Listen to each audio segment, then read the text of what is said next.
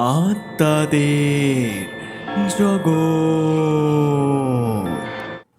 Hello, আত্মাদের জগতে তোমাদের সকলকেই স্বাগত জানাই।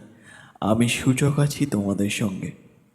আজকের যে ঘটনাটি, সেই ঘটনাটির নাম রাত ৩টার শেষ কল। তো বেশি কথা না বাড়িয়ে সরাসরি ঘটনায় যাওয়া যাক। বর্ষার রাত, বাইরে ঝড় আর টানা বৃষ্টি। কলকাতার এক কলেজ পড়ুয়া ছেলে অর্ণব সেদিন তার মামার পুরনো বাড়িতে একা ছিল। বাড়িটা অনেকটা পুরনো, চারিদিকে বড় বড় গাছ আর রাতের অদ্ভুত নীরবতা। অর্ণব ইউটিউবের জন্য হরর স্টোরি রেকর্ড করছিল। রাত তখন প্রায় 2:45। হঠাৎ তার ফোনে একটা আননোন নাম্বার থেকে কল আসে। প্রথমে সে কেটে দেয়, কিন্তু আবার কল আসে।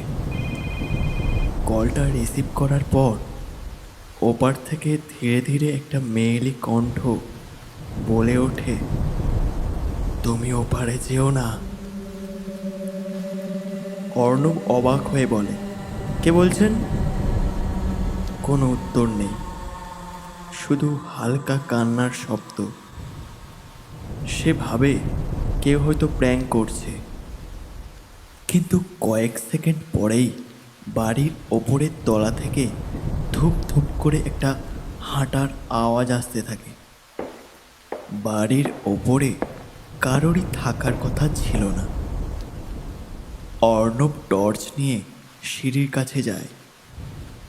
ঠিক তখনই তার ফোনে একটা মেসেজ আসে, পিছনে তাকিও না। তার হাত ঠান্ডা হয়ে যায়। ধীরে ধীরে সে পিছনে তাকায়, কেউ নেই, কিন্তু সিঁড়ির ওপরের অন্ধকারে যেন সাদা কাপড় পরা একটা মানুষ দাঁড়িয়ে আছে। মুখ দেখা যাচ্ছে না, শুধু দুটো ফ্যাকাশে চোখ। অর্ণব ভয়ে নিচে নেমে দরজা বন্ধ করে দেয়। তারপর মামাকে ফোন করে সব বলে। মামা কয়েক সেকেন্ড চুপ থেকে বলেন, ওই ঘরে ভুলেও যাস না। আজ থেকে 3 বছর আগে ওই ঘরে একটি মেয়ে আত্মহত্যা করেছিল, আর সে মৃত্যুর আগে রাত 3টায় সবাইকে ফোন করত। অর্ণবের বুক ধড়ফড় করতে থাকে। হঠাৎ পুরো বাড়ির লাইট বন্ধ হয়ে যায়। অন্ধকার ঘরের মধ্যে তার ফোন আবার বেজে ওঠে, একই আননোন নাম্বার।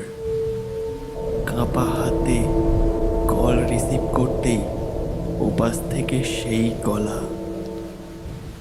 আমি এখনো তোমার ঘরের পিছনে দাঁড়িয়ে আছি। অর্ণব ধীরে ধীরে পিছনে তাকায়, আর তারপর পুরো বাড়ি জুড়ে শুধু শোনা যায় তারই চিৎকার। পরের দিন সকালে প্রতিবেশীরা বাড়ির দরজা খোলা অবস্থায় পায়।